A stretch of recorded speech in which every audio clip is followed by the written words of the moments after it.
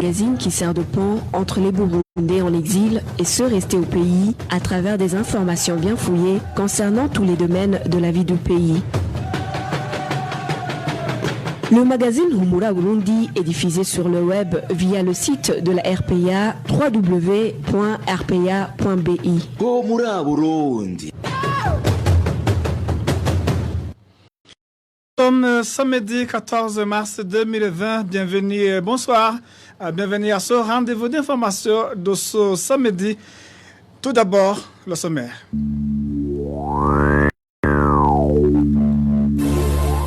Le Rwanda confirme le premier cas de coronavirus à partir de ce vendredi.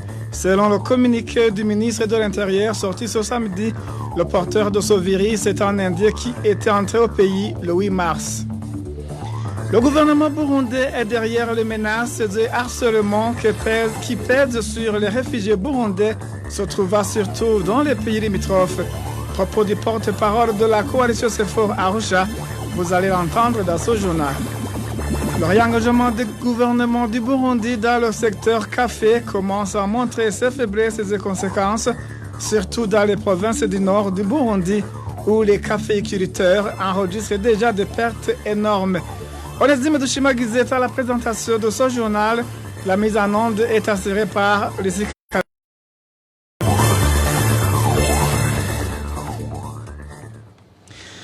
Débutons ce journal par sur la page sécurité. Le Rwanda confirme le premier cas de coronavirus à partir de ce vendredi. Selon le communiqué du ministre de l'Intérieur sorti ce samedi, le porteur de ce virus est un Indien qui était entré au pays le 8 mars dernier en provenance de la ville de Mumbai en Inde. Ce jour-là, il ne présentait aucun signe en rapport avec le coronavirus, selon le communiqué du gouvernement rwandais. Le même communiqué précise que le patient se rendit le 8 mars à une structure sanitaire ce vendredi 13 mars. Et c'est de là qu'il a été testé positif. Le communiqué indique que le gouvernement du Rwanda a mis en place des mesures nécessaires pour empêcher la propagation de ce virus. Page droits de l'homme, un habitant de la commune et province Kirundo a été arrêté ce jeudi par le procureur de cette province. Cette autorité judiciaire l'accuse de collaborer avec les groupes armés, ce que nie sa famille qui partage. Le point avec Innocent Valentin Singranhab.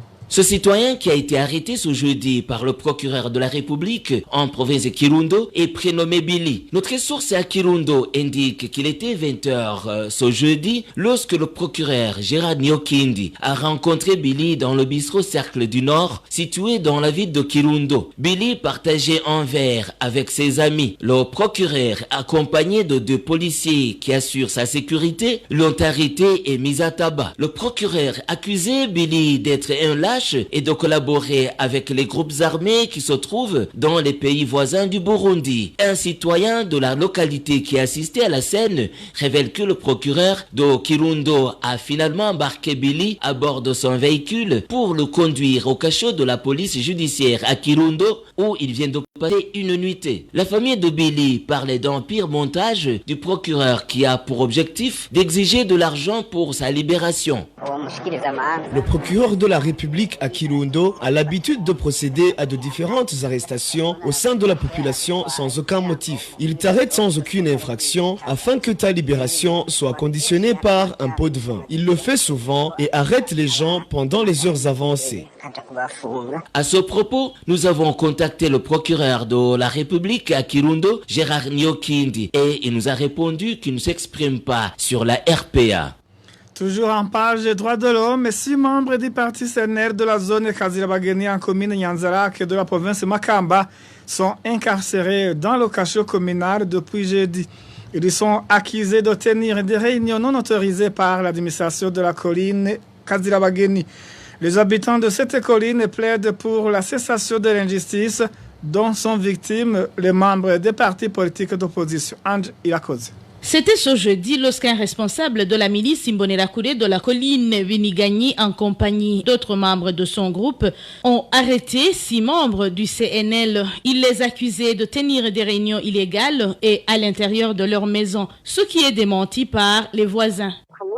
Des membres des partis se préparaient à aller déposer à la permanence des dossiers exigés pour les mandats des partis politiques. Ils voulaient aller les déposer à la permanence. Ils sont d'abord allés au domicile d'un des leurs pour qu'ils se rendent ensemble à la permanence. C'est à ce moment-là qu'un surnommé Hassan, responsable du parti CNDD-FDD sur la colline, les a refusé le passage. Il a appelé les Imbonerakure. Ils les ont arrêtés, les accusant de tenir une réunion clandestinement. Les habitants de la colline Vinigagni affirment que 6 membres du CNL police de la commune Nyanzarake.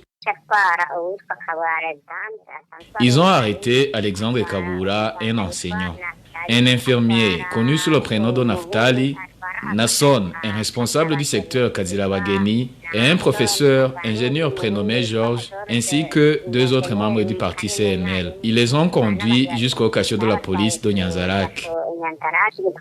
Les membres du CNL de Vinigagni disent ne pas comprendre pourquoi ce harcèlement contre les membres d'un parti agréé. Ils demandent que ce harcèlement cesse et que personne ne soit plus victime de son appartenance politique.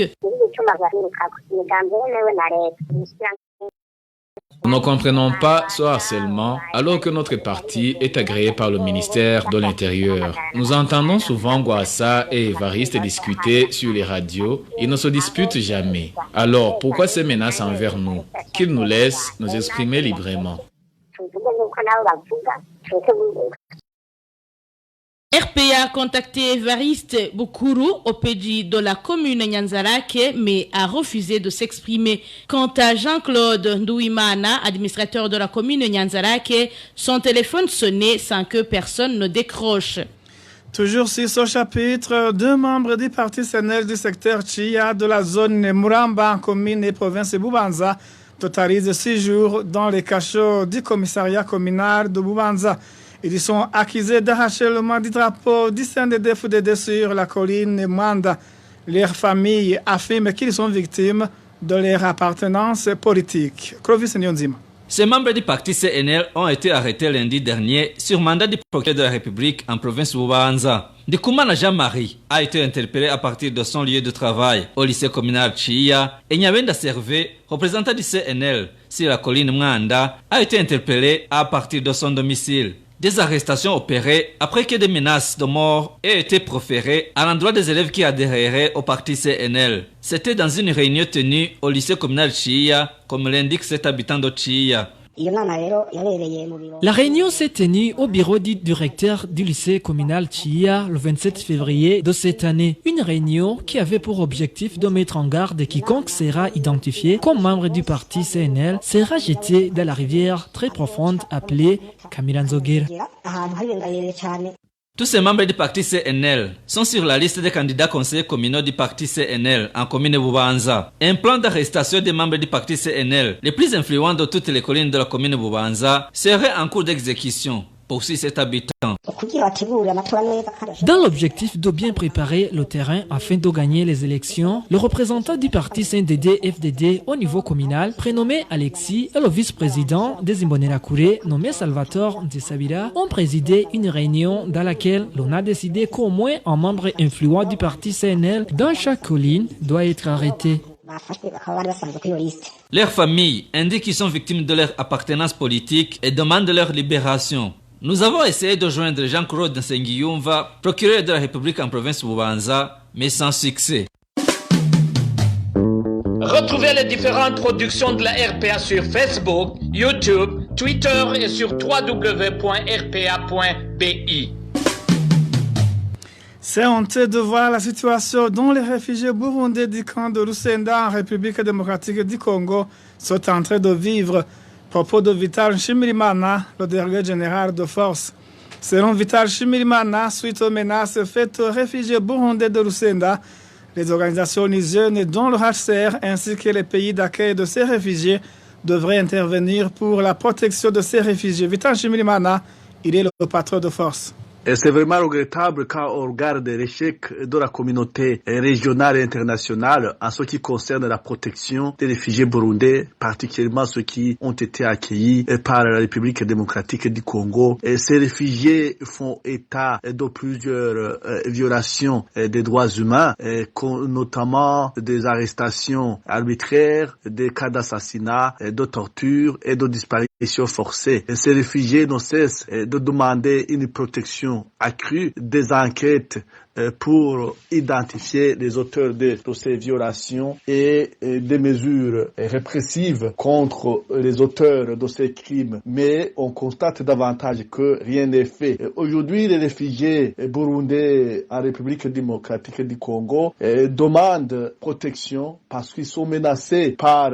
les Babembe qui les accusent d'être domèches avec les groupes Robert de Gumino qui appartiennent à la communauté des Banyamulenge, et les menaces même de procéder à des massacres de masse. Ils n'hésitent même pas à utiliser le mot génocide. En ce qui concerne le HCR, nous lui demandons d'organiser des états généraux concernant la protection des réfugiés burundais dans la région des Grands Lacs, parce que ce n'est pas normal que des réfugiés burundais soient continuellement persécutés dans les pays d'asile. Ceci devrait interpeller la communauté régionale et internationale et mobiliser une réponse adaptée des autorités des pays d'accueil, mais aussi de l'agence onusienne pour la protection des réfugiés. Pour Vital Nshimirimana, tout ce qui arrive réfugiés burundais de Lusenda est dû à la négligence de ceux qui devaient assurer leur protection et demande à la communauté internationale de revoir sa politique de gestion de la protection des réfugiés. Nous constatons qu'il y a une négligence avérée de la part de plusieurs partenaires, de plusieurs États qui devraient concourir à la protection de ces réfugiés. C'est une première au monde. On a vu il y a de cela 2 ans, des réfugiés ont été tués en République démocratique du Congo et il n'y a pas eu de suite, il n'y a pas eu de mesures adéquates pour accroître la protection des réfugiés qui sont toujours installés sur le territoire congolais. Donc nous demandons avec la plus grande insistance à la communauté internationale de revoir la politique de gestion et de protection des réfugiés, particulièrement dans le contexte régional. Le gouvernement burundais derrière les menaces et harcèlements qui pèsent sur les réfugiés burundais se trouva surtout dans les pays limitrophes. Pour le porte-parole de la coalition CEFOR Arusha, il s'agit d'une stratégie adoptée par le gouvernement burundais pour tenter par tous les moyens de pousser les réfugiés burundais à regagner le pays. Jérémy Minani est le porte-parole de la coalition des partis politiques d'opposition pour la réhabilitation de l'accord d'Arusha, CEFOR Arusha.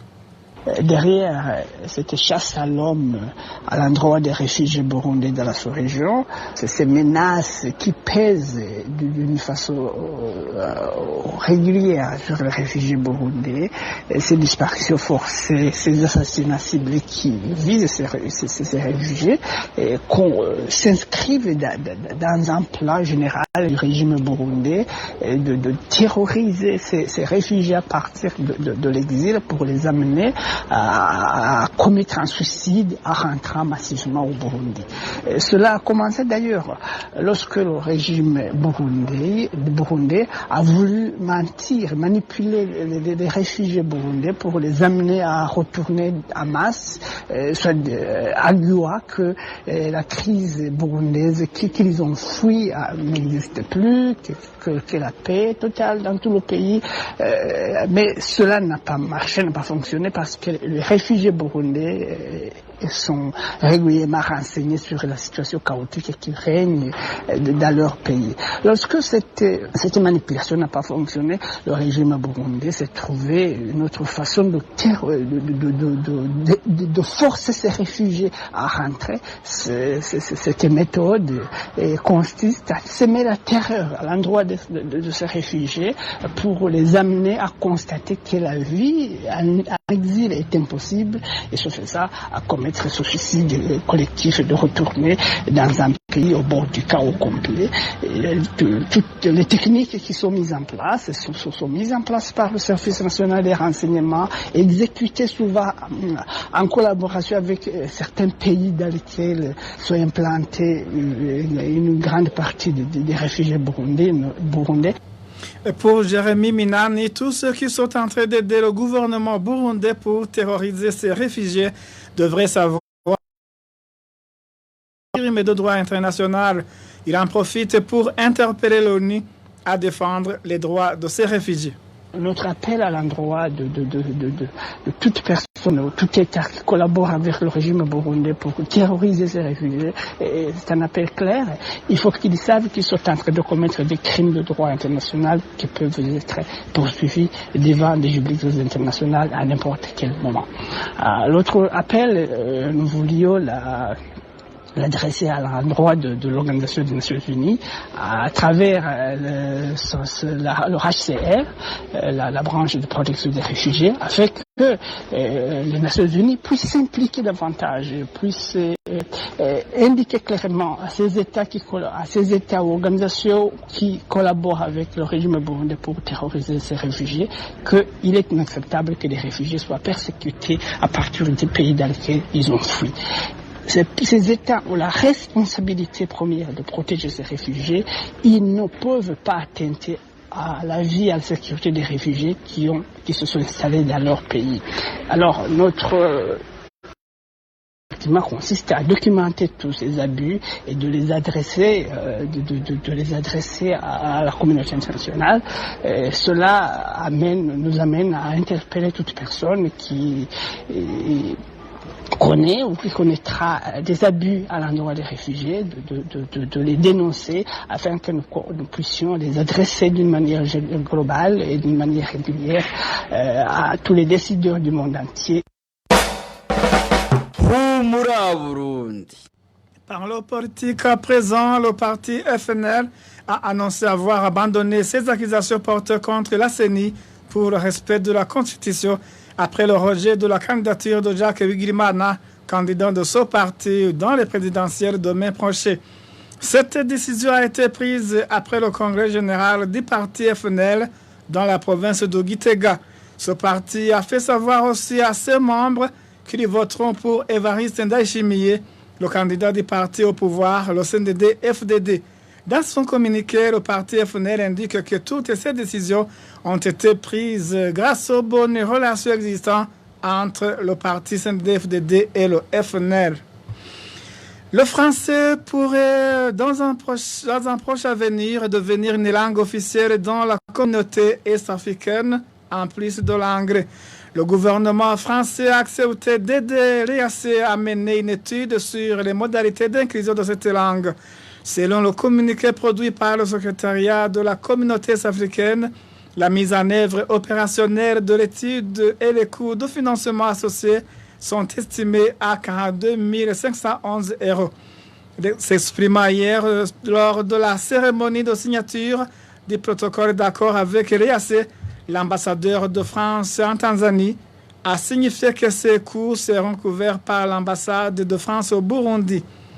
L'ambassadeur Frédéric Clavier d'ajouter que l'ambassade informerait régulièrement l'EAC de l'avancement de l'étude.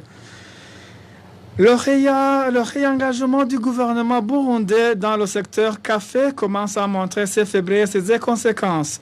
Dans les provinces du nord du Burundi, les caféiculteurs enregistrent déjà des pertes suite au manque de stations de lavage qui achètent normalement le café cerise. Le point avec Eloge Divé Remèche. Les caféiculteurs de la province Ngodi font savoir que la suspension de toutes les usines de lavage a perturbé leurs activités. Ces caféiculteurs révèlent qu'ils ne peuvent même pas décortiquer le café de manière traditionnelle par peur de perdre doublement. Nous, les caféiculteurs de la province Ngozi, sommes confrontés à un grand problème. Les usines de lavage n'ont pas encore acheté notre café. Les graines de café mûrissent sur les arbres. Nous ne pouvons même plus décortiquer notre café à la maison par peur de manque de clients. Au niveau des usines, on nous achetait même ce que les caféiculteurs considèrent comme déchets. Le fait de ne pas ouvrir ces usines de lavage est une perte sèche pour nous, les caféiculteurs. À Kirundo et Muyinga, les caféiculteurs font savoir que les fonctionnaires du ministère de l'Agriculture et de l'Élevage commencent à visiter les stations de lavage pour se rendre compte de leur mode de fonctionnement afin de débuter l'achat du café aux caféiculteurs. Malheureusement, la période de récolte et de décortiquage du café est déjà dépassée, ce qui engendre d'énormes pertes selon ces caféiculteurs. Actuellement, aucune graine de café n'a été achetée. Pour se débrouiller, certaines personnes préfèrent utiliser de petits appareils pour décortiquer les graines à la maison. D'autres enregistrent des pertes chez eux car il n'y a aucun acheteur vu que les usines sont fermées. C'est vraiment une énorme perte pour les caféiculteurs. Le ministre de l'Agriculture et de l'Élevage, Deogide Rurema, avait annoncé la mise en place de l'ODECA, un organe de réforme de la filière café pour remplacer la politique de désengagement de l'État dans cette filière. L'ODECA était censé s'occuper de toutes les activités du secteur café. Contacté à ce propos, Deogide Rurema a vite décroché son téléphone après une brève présentation. Dans le mini-magazine au cœur de la société d'aujourd'hui, nous vous parlerons principalement du mode de contamination du coronavirus. Émile Niwasumba. Au cœur de la société. Au cœur de la société est une émission de tous les samedis, préparée en synergie par les radios Inzamba Agatekakawe, Radio RPA Ijuya Onyagihugu, ainsi que la radio-télévision Renaissance. Il avait déjà tué près de 5000 personnes jusque dans la matinée de ce vendredi 13 mars, selon l'Organisation mondiale de la santé. Le coronavirus est aujourd'hui présent dans plus de 120 pays et territoires dans le monde. Comment attrape-t-on ce nouveau virus qui a commencé à faire parler de lui à la fin de l'année 2019 ? C'est le sujet du mini-magazine au cœur de la société de ce 14 mars 2020. Mon nom, c'est Émile Niwasumba. Plus précisément, 4955, c'est le nombre de morts causés par le coronavirus jusqu'au 13 mars à 10h, heure de l'Europe centrale, selon l'Organisation mondiale de la santé. Pour en savoir plus sur le mode de contamination et l'origine de ce virus, baptisé par l'OMS, Coronavirus Disease ou COVID-19, notre confrère de la radio Inzamba, Bertrand Ngendakuriyo, a principalement consulté le site web de l'OMS et celui du gouvernement de la France, l'un des plus de 120 pays touchés dans le monde jusqu'ici. Bertrand Ngendakuriyo, pouvons-nous commencer par l'origine de ce virus ? Oui, Émile, les premières personnes à avoir contracté le virus s'étaient rendues au marché de Wuhan dans la province de Hubei en Chine. Il y a eu apparition de la flambée en décembre 2019 selon l'OMS. C'est la piste de la première transmission par un animal qui est privilégié, même si l'origine n'a pas été confirmée selon le gouvernement français. Et comment la COVID-19 se propage-t-elle ? Selon toujours l'OMS, ce coronavirus est transmis par des personnes porteuses du virus.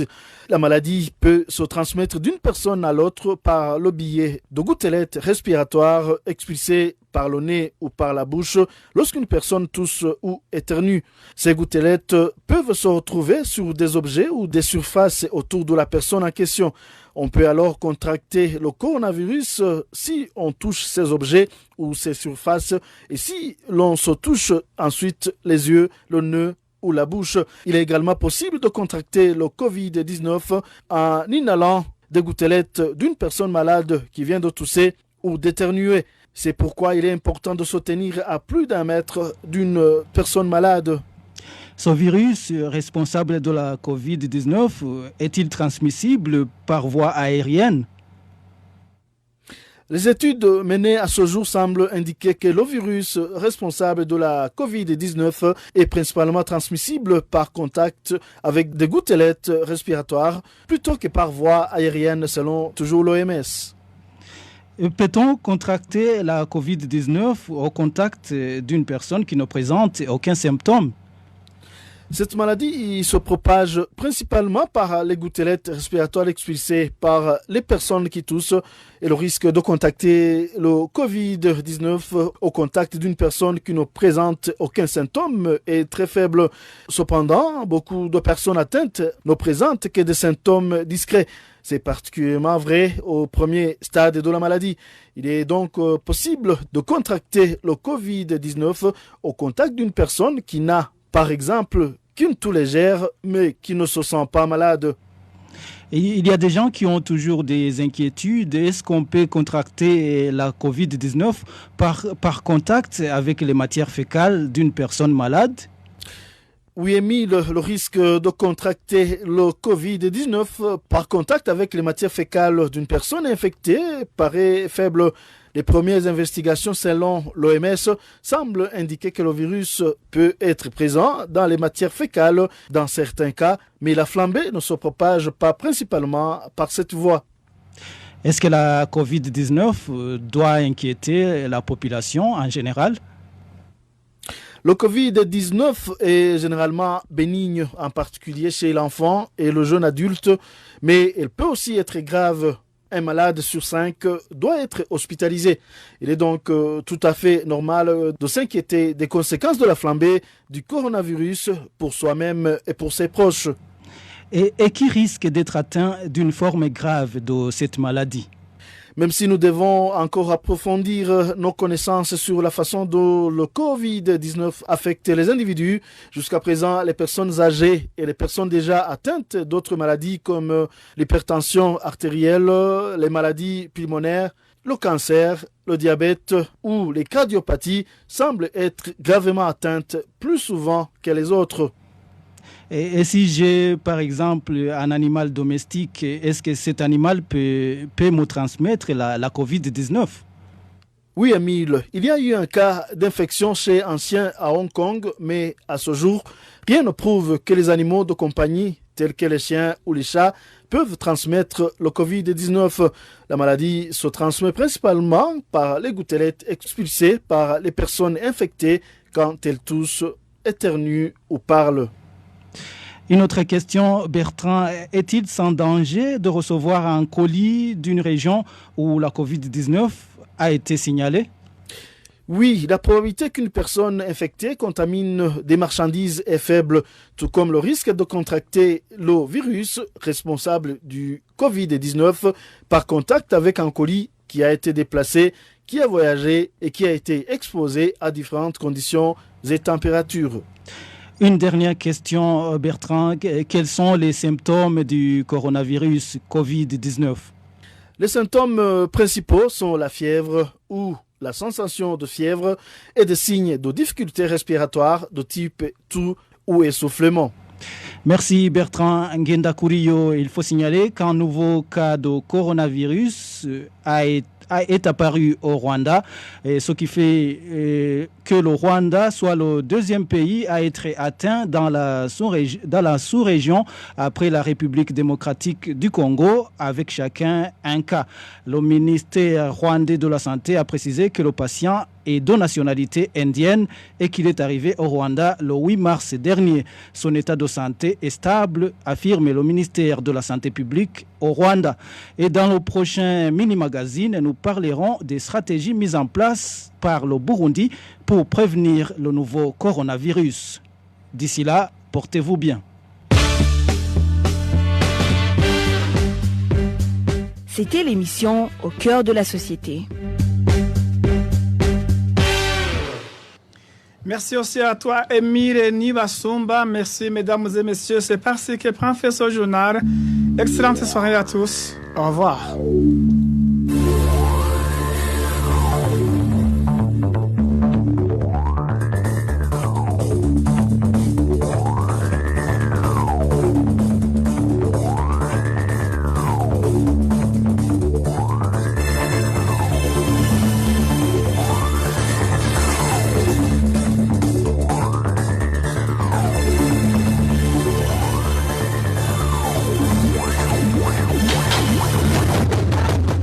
C'était le magazine Humura Burundi.